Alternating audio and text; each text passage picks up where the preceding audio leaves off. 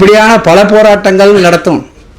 அது ஒன்றே இல்லை. இப்போ நாங்கள் சொன்னோம்னா வரிசையாக சொல்லிக்கிட்டே இப்போ இந்த அமைப்பு தொடங்கப்பட்டதுலேருந்து காந்தி நகர், கேசவப்பிள்ளை பூங்கா அல்லது எக்மோர் ரயில்வே ஸ்டேஷனை ஒட்டி இருக்க பிளாட்ஃபார்மில் இருக்கவங்களுக்கு குடியிருப்பு வசதி, அல்லது 1008 இருக்கவங்களுக்கு, அல்லது அண்ணா நகர் அமைஞ்சிகரில் வீடுகள் அப்புறப்படுத்தப்பட்ட போது அங்கே தலையிட்டது, அல்லது அதுக்கு பின்னாடி பார்த்தீங்கன்னு சொன்னால் நீங்கள் மீண்டும் எக்மூரில் வந்து தலையிட்டது, அல்லது இப்போது தற்சமயம் பார்த்தீங்கன்னா துறைமுகத்தில் உட்வர்ஃப்னு சொல்லக்கூடிய பகுதி நீண்ட காலமாக வசிக்கிற பகுதி, அந்த இடத்த அப்புறப்படுத்தணும் அங்கே தலையிட்டு தடுத்து நிறுத்தப்பட்டிருக்கு.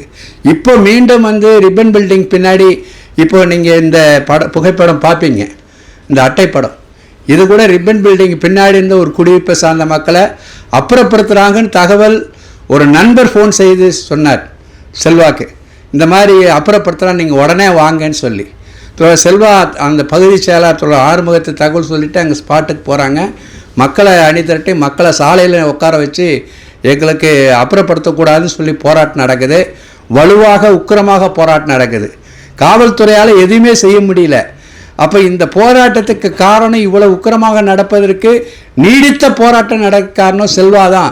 எனவே செல்வா தூக்குறான்னு சொல்லி செல்வா தூக்குறான். செல்வா தூக்கும்போது கொண்டு போய் வண்டிக்குள்ளே திணிக்கும்போது தான் மக்களெல்லாம் வண்டியை சூழ்ந்துக்கிட்டாங்க, காரை சூழ்ந்துக்கிட்டு, போலீஸோட வாகனத்தை சூழ்ந்துக்கிட்டு, எங்களை மீறி எப்படி கொண்டு போக, நாங்கள் தான் முதல்ல இப்போ எங்களுக்காக வந்தவரை நாங்கள் கைது செய்ய விடமாட்டோம்னு சொல்லி கண்டமேனைக்கு போலீஸை ஏசினாங்க, திட்டினாங்க. அதுக்கு பிறகு வேறு வழி இல்லாமல் செல்வா இறக்கி விட்டாங்க. அந்த காட்சி படம் எடுத்தது தான் இன்றைக்கு அடரை படமாக வந்திருக்குது. இப்படி பல போராட்டங்கள், கள போராட்டம் நின்றதெல்லாம் அவர் தன்னுடைய அனுபவத்தின் வாயிலாக, அது வெறும் பிரச்சனையை சொல்வதாக, புலம்பலாக, அவலத்தை சொல்வதாக இல்லாமல் அதுக்கு மாற்றை முன்வைக்கக்கூடிய, மாற்று தீர்வை முன்வைக்கக்கூடிய, நகரப்புற பிரச்சனைகளில் மற்ற இடங்களில் கிடைத்திருக்க அனுபவங்களை உள்வாங்கி பல்வேறு விதமான டாக்குமெண்ட்ஸை படித்து அதிலிருந்து விவரங்களை தொகுத்து ஒரு கருத்தியல் ரீதியான ஒரு மாற்று முன்வைத்து